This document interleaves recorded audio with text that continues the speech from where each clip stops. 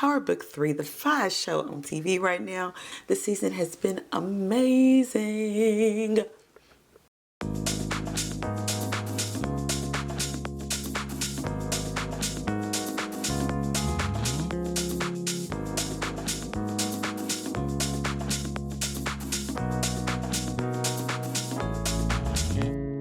What's up, y'all? I'm Sheila J, and welcome to the Diva Dish. This episode is all about Power Book 3, episode 10. We're at the finale, paid in full. Could have easily been called The Devil We Know. The costumes again this episode were stellar, so important in the storytelling. This episode, Rock is a straight up devil, y'all.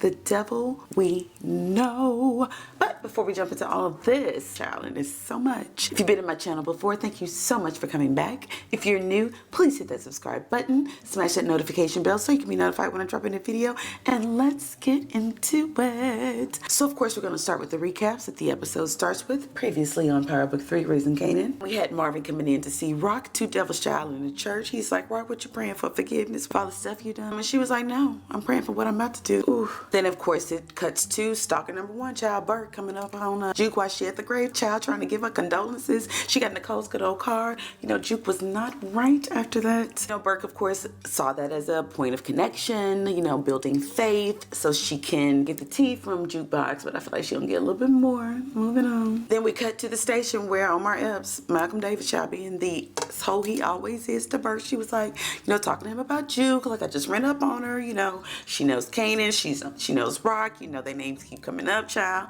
And he was like, leave it alone. He had to shut it down because of course he's wanting Rock to concede with this future ask that's coming for this good old bone marrow from Kanan. So of course they cut to that. We know now that Kanan wore the jacket. It was probably going to be Lou, but of course Lou, you know, they flash back on this shot because we're at the end of the season, so they kind of bringing in all the pivotal points where Warwell came up with his crew, shot it up, fired it up, set it on fire. You know, Marvin came running his car and shit. He did that a few times this season. Moving on. Then it cut to Symphony saying, tell Marvin that Tony can't be trusted. I'm going to speak to something that I read, a fan theory, that Symphony is the real Breeze. If that is so, that would make sense as to why Scrap knew his voice, because he did not know him by seeing him, but he had heard that voice. Moving on. Ooh. Then it cut to the cringiest scene, child. Marvin and Juke and him being inappropriate, calling her a girl, maggot, that word you ain't supposed to say, rude, out of line, just moving on. And of course it flashes back to Rock giving Kanan all the gas he needed to kill his dad. He don't know it's his daddy, but you know. And then of course Unique giving his boys the gas, you know, to go out and basically it's about to be the Wild Wild West around here. The episode opens pretty much like it ended. Kanan standing over Malcolm. He shot him once, we know that, that's what put him on the ground. And he gets ready to shoot him again, and some stirrings going on. Crackheads running from here to here.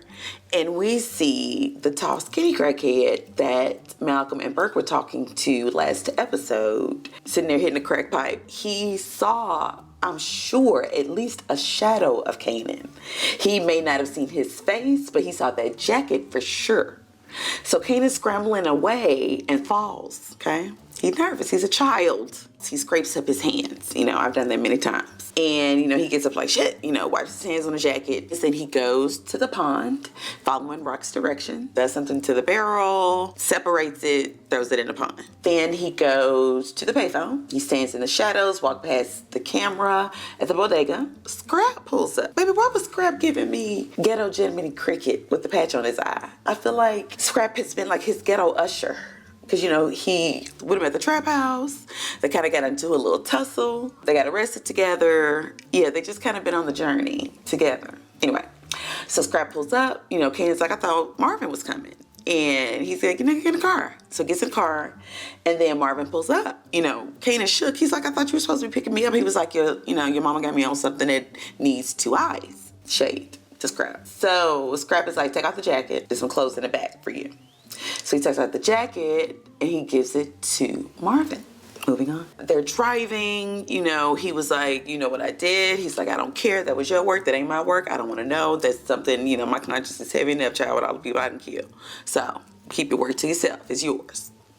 So they're driving, they get to a bridge, and the police got it blocked off because, of course, now, you know, a cop's been shot and everybody knows. Kanan's like, you know, I'm supposed to be at my grandma's house right now. And he was like, well, that ain't gonna work. But, you know, Rock gave me an ulterior plan, a plan B, just in case this don't go down. And it looked like this one, you know, it's a shit show at this point, so let's on to plan B. So then we cut to the devil, Rock, at church, of all places, sitting at the table with her mom and her mom's friends. And her mom's friends, you know, were just like, you know, it's good to see you here. How is your son? And his name Kanan. You know, he should be a young man by now. And Rock was like, yeah. Sitting there looking at her phone, looking like a devil. The little dress she had on it with the little hooks gave me very devil. You tell me what you think. So the guy was like, you know, Kanan. Yeah, you know, there was Kanan land. That was Noah's grandson. So I did a little investigating. Kanan actually means promise. Trying to draw a parallel here. They did call him the prince. Anyway, moving on. They're at the church, they're at the table, you know, Rock is clearly uninterested in what they're talking about. She gets a page, she's like, it's time to go. Because clearly she just wanted this to be her alibi. You know, I was at church with my mama while your son is out killing his daddy. Rock, I like you, but ooh, you looking real. Moving on. Then we cut to the hospital. Everybody's scrambling, ambulance coming up with Malcolm, and Jessica and Famous are in the lobby coming to see Lou. They hear the, you know, ruckus and passing, and they were like, get him, it's Detective Howard. And Famous was like, shit, that's been, you know, messing with us or whatever, right? Yeah, she's like, let's get upstairs to Lou. So they roll in Malcolm in on a gurney, and they have an oxygen mask on him. They don't do that for dead people. Moving on. Then we cut back to the park. So, of course, now, you know, it's crawling with cops, child. So they are talking to the crackhead dude, right? He was like, it was a kid. He had on a jacket with words, a name. And he was like, well, did you see the name? And he was like, no, but if you didn't notice, I'm high as a Georgia pine. One thing I know about crackheads, they are alert. You just don't want to say, and I don't blame you. Moving on. So then they cut to the hospital, baby. Jessica and Famous are coming up. Baby Lou at the window. What's going on? And you can tell Jessica was hesitant, like, shit. Because when they said it was Howard, she looked at Famous. They looked at each other like, this could involve our people. It does. So they get upstairs, and Lou is like, what's going on? Famous ass, you know, his blabbermouth ass was like, it was that cop that be messing with us, that Howard dude. Lou was like, Malcolm Howard, him. He said, I gotta go. I need to go talk to my sister yesterday. See what the hell is wrong with her. She done lost her goddamn mind. She has. She really hasn't. It wasn't like it's a savage move. But had Unique done it, would I be calling him the devil? No. So this next scene, Rock and Kanan are finally getting together after this has happened. Yeah, you can tell she's kind of shook because, of course, he was supposed to have been taken to his grandmother's house. She wants him out of town. They pull up, and Scrap is like, look, I need to go and clean this car. He could have tracked any kind of evidence up in here. You know, you don't want anything on me. Which makes me think that maybe she's going to use him as a witness later on, maybe, against Unique. That's why she wants him clean or off the streets. I mean, probably, too, because it's hot. Anyway, so Kanan gets out, and she's like, where the clothes are? And, you know, because she had given him some clothes and a backpack and $200. So he's like, I left it in the car because, of course, again, y'all, he 15, okay? Kanan was like, why are we at Lou's house? And she was like, it's already a crime scene. Already a crime scene. Ain't gonna come back here. Girl, all these fires, you in this red. Moving on. So they get in. She's wiping his nails with, was giving me very Tasha Tariq vibes when Tariq killed that badass cop. Ray, bitch ass. So anyway, she was clean. She was like, how many you giving? And he said 3, real fast. And she kind of looked at him. And he was like, or 2. Nigga. It's a big difference between, I put him down, don't worry about it, I put him down. She was like, I gotta get you out of here till I figure out what the fuck is going on. And he was like, what you mean, you know, he being big, tough guy, child? What you mean, I put him down? She was like, basically, I don't know that. You don't know what you're talking about. I can see the angst all over you. We need to get you out of here. And I need to put my hands on what's going on so I can, you know, rectify things. Moving on. So then we cut to the hospital. Burke is there. And basically, you know, she's running in. She was like, what happened? And the chief is like, you know, I would wonder, you know, why he's up there in Baisley Park by himself, but you're his partner, you don't know? And she was like, no, he ain't telling me nothing. Nothing. Talking to me bad, calling me all kind of nurses and shit. Just rude, foul. So he pulls her over to the side. And she says, who's donating? You know, how can we donate blood? Because he's lost a lot of blood. And he said, unless you're AB negative, there's a reason. They pointed that out. You can't give him any blood. It's very rare. He was like, there's also something else. He was in worse shape than anybody knows. He has leukemia. You know, it's whatever condition he has now because of this shot. Like he's going to have to get a new spleen, new liver, new lung, just a whole bunch of stuff, child.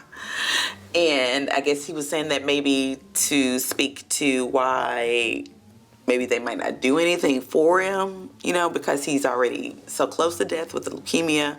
And, you know, nobody knows that Kanan's his son, but Rock.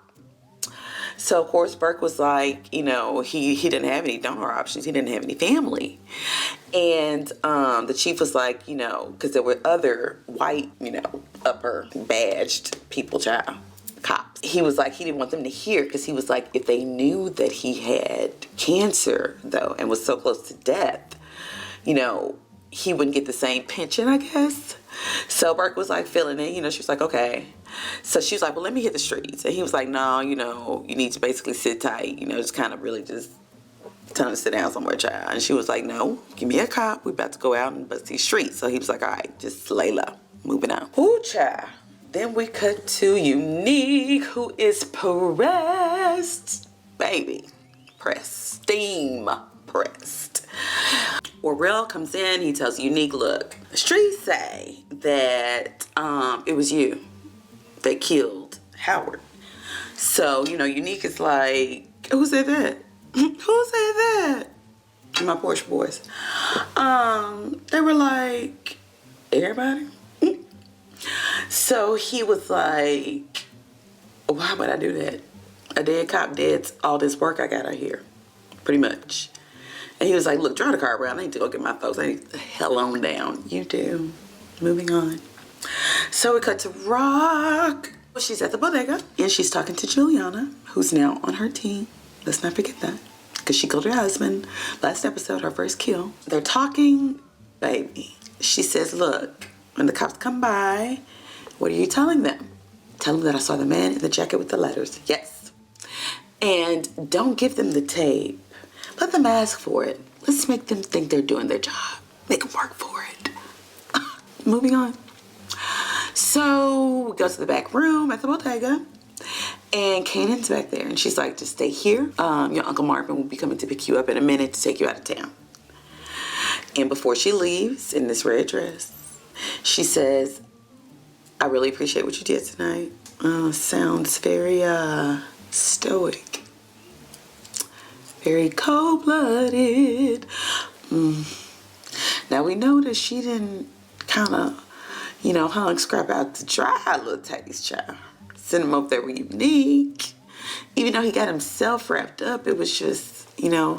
But if you remember in the first episode, she was at the hospital with one of her boys that had been shot. And she was like, we take care of ours. You know, I mean, she's the sergeant, captain, however the ranks go in the army, child. But this is your son, your boy, your only boy. And you gonna send him in to shoot a cop? Like, Rock, think about it. Anything could have happened. Moving on. Baby, Marvin went to Unique's place because he's got Unique's jacket. So, of course, to complete the frame job, they have to plant the jacket back in Unique's closet. So Marvin gets there. He's pretending to be the gas man from Brooklyn Gas, whatever, child. And, you know, he goes back and forth with the man at the front desk because Unique lives in a high-rise. He's able to get in. So he goes up there, puts the jacket back in his closet, and as he's leaving, Unique is coming upstairs with his baby mama and his son.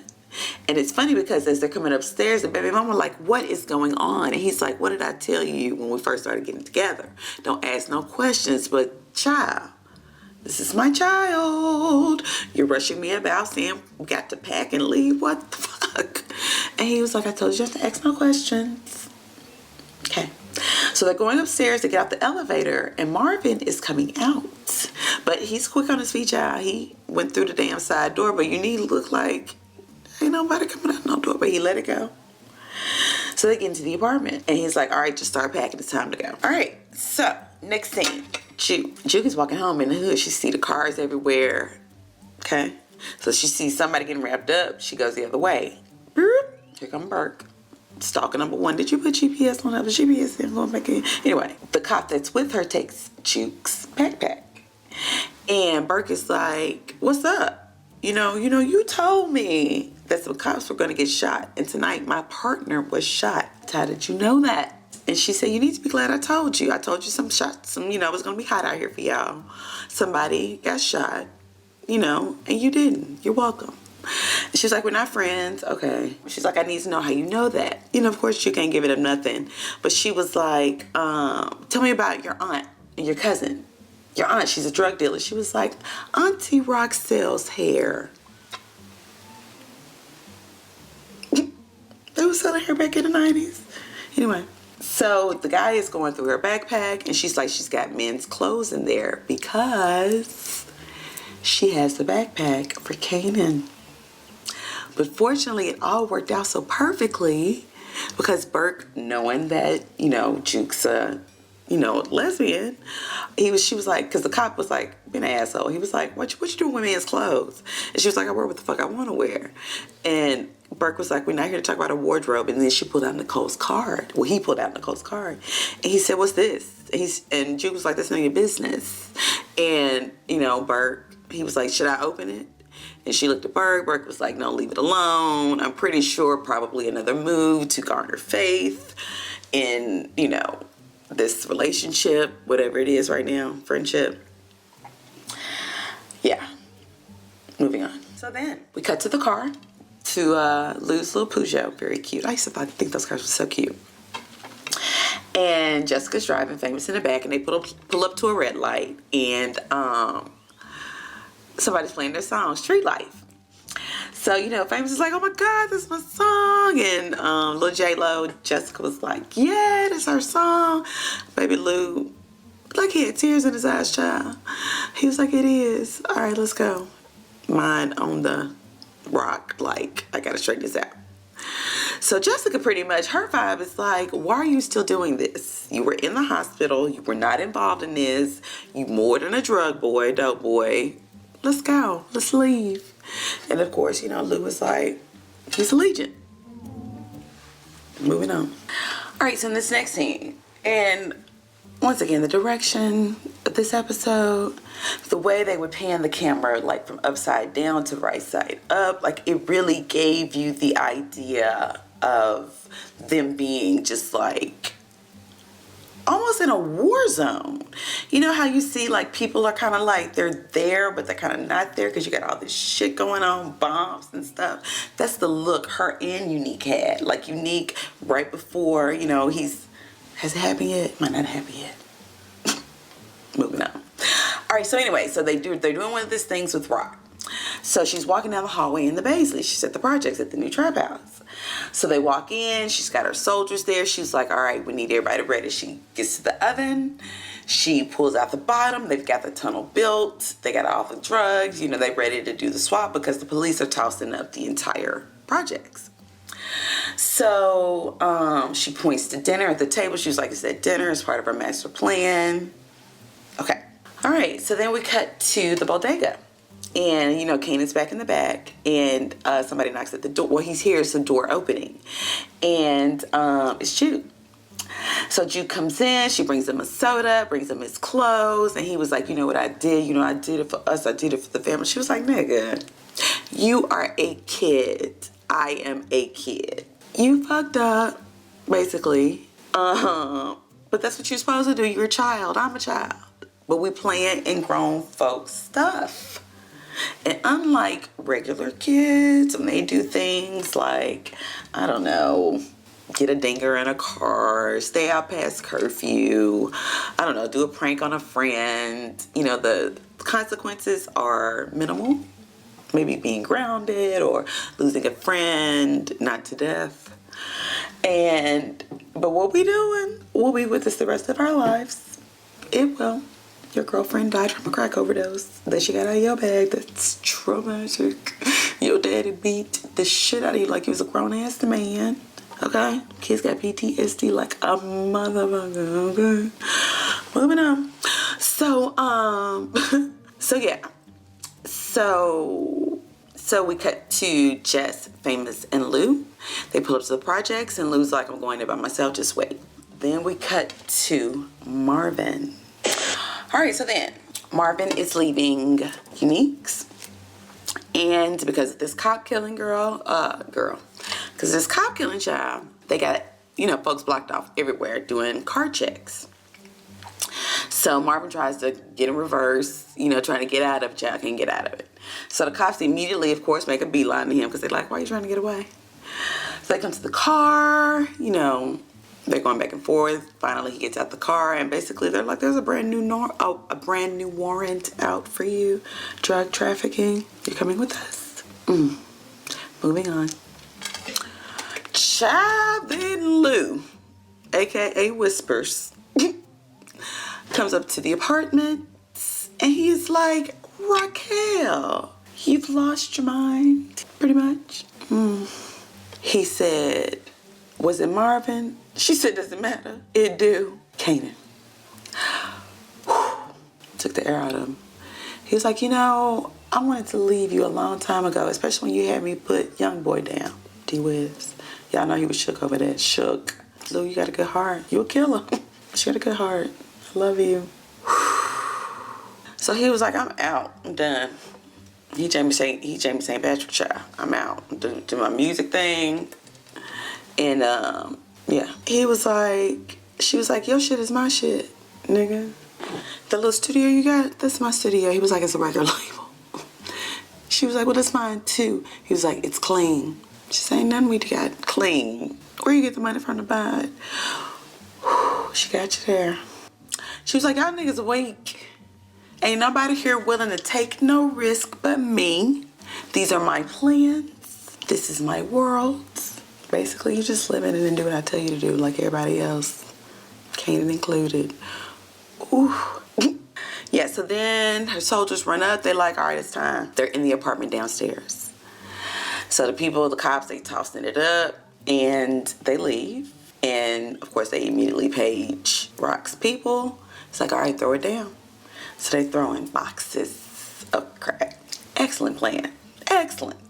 Very Ocean's 11 too. And coincidentally enough, Raquel got on a blue, you know those things that are like robes, but they open from the back so you can stay warm and put your hands through and do your stuff. Devil in a blue dress. Cause she never took off that red.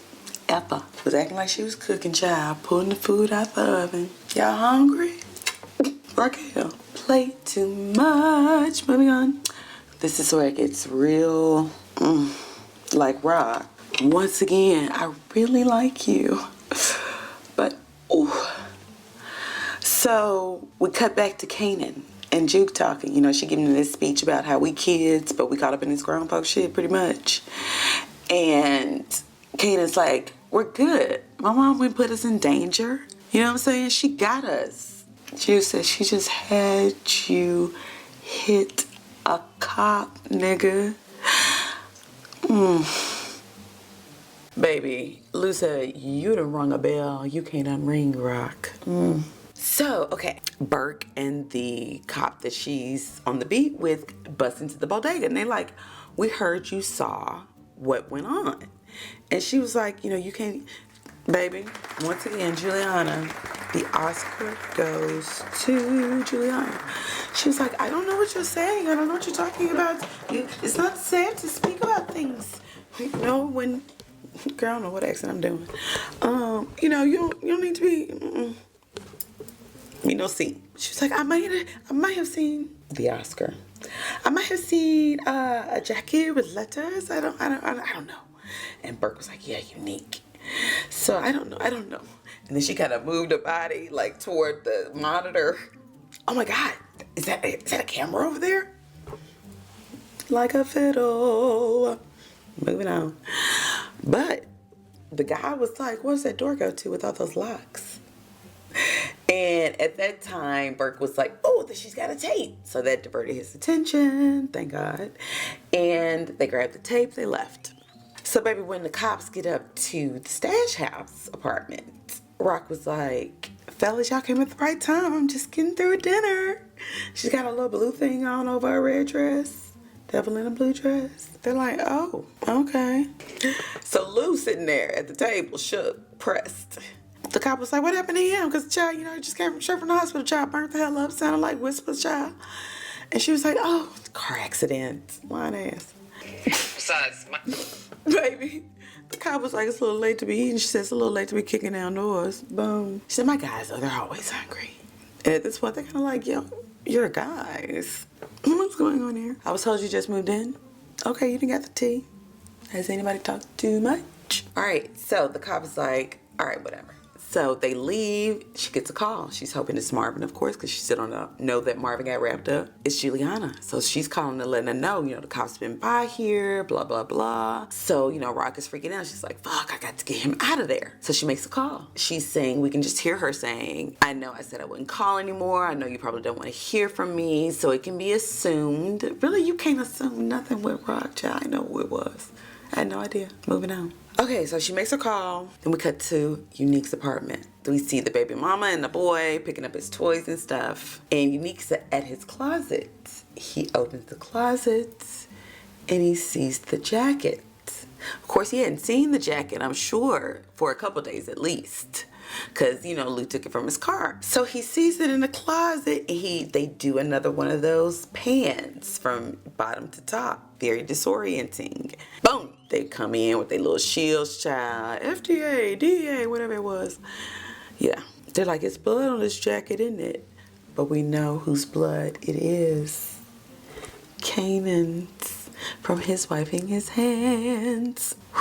What's gonna make it real spicy is if there was blood splatter from Malcolm, maybe? I mean, they did look a good bit away from each other, like maybe 6 to 8 feet. So maybe, but it's definitely got Kanan's on there. Maybe they'll frame him for, I don't know. Let's get to the end, child. All right, so yeah, they done picked up Unique. Moving on.